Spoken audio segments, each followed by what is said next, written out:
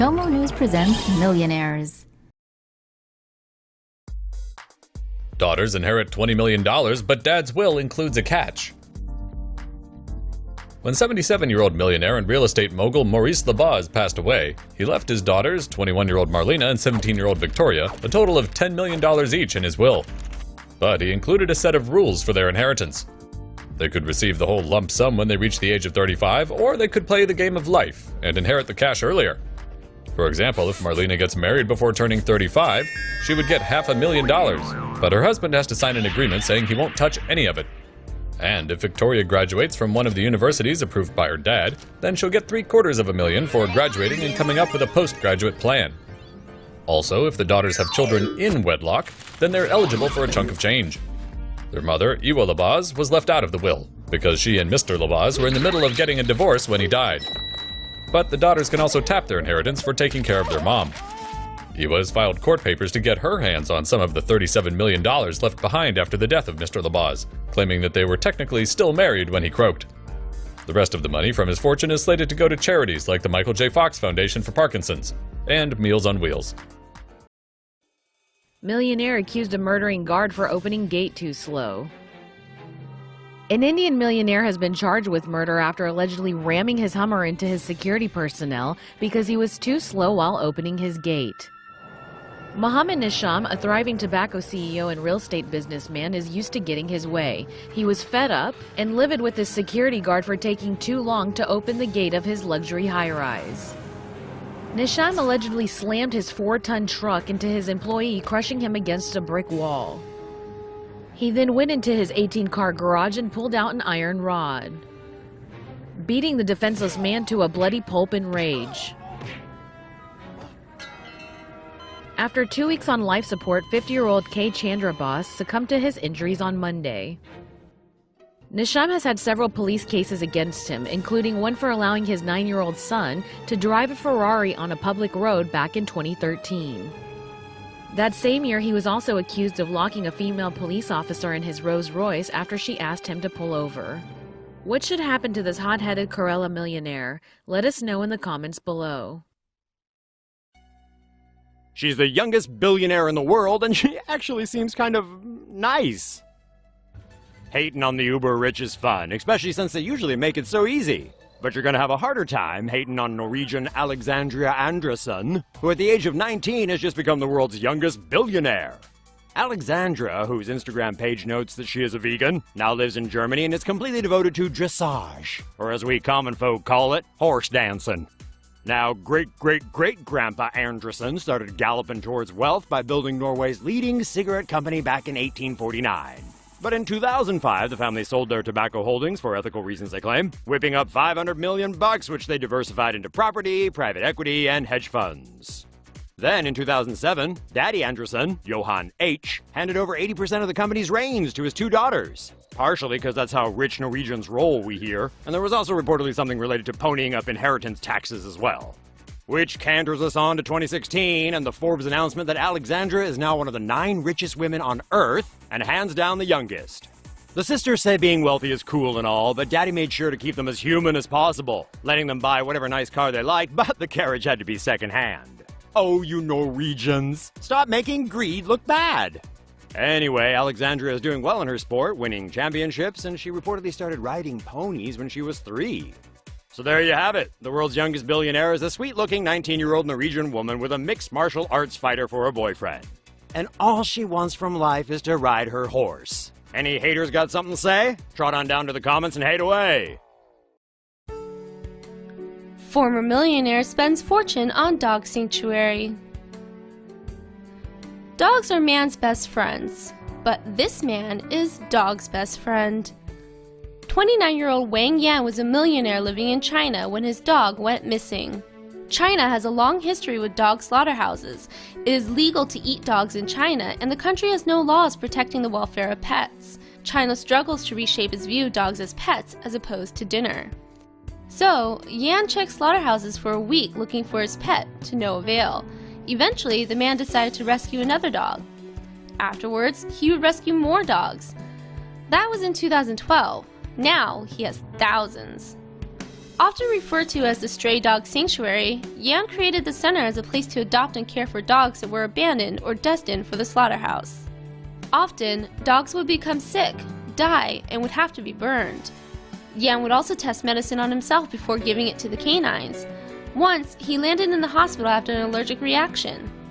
He estimates that food a day costs him 1,000 yuan to feed all the dogs, a total of about 3 million yuan over the past 3 years.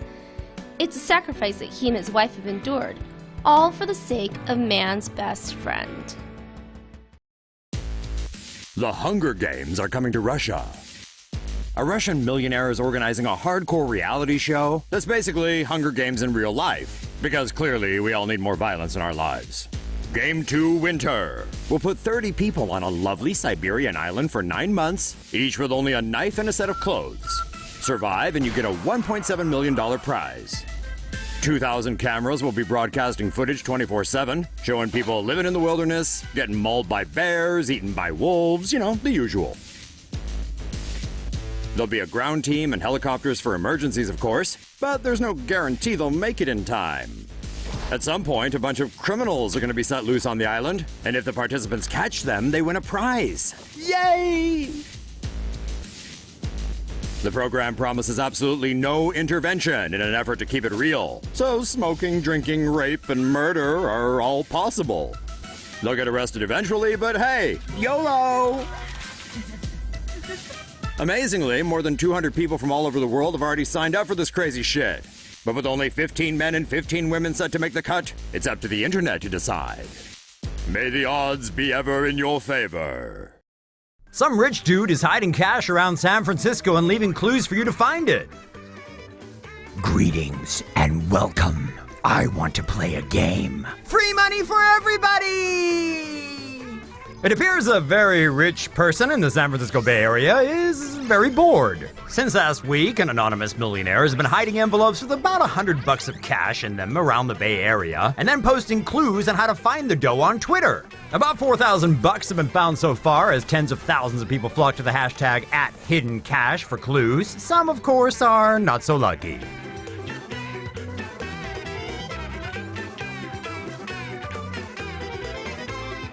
The mystery millionaire says he's aiming for 100,000 Twitter followers, and he plans to play the game in LA and New York as well. He also says this little stunt isn't viral marketing or trickery. He just wants to give back and encourage random acts of kindness. What do you think? Is this just good-natured fun? Or is some rich dude basically making us play a non-lethal Hunger Games? Well, whatever his motivation, these smiling faces are pretty solid evidence that finding free money is A-okay with most people. Abusive rich man beats girlfriend and attacks journalist.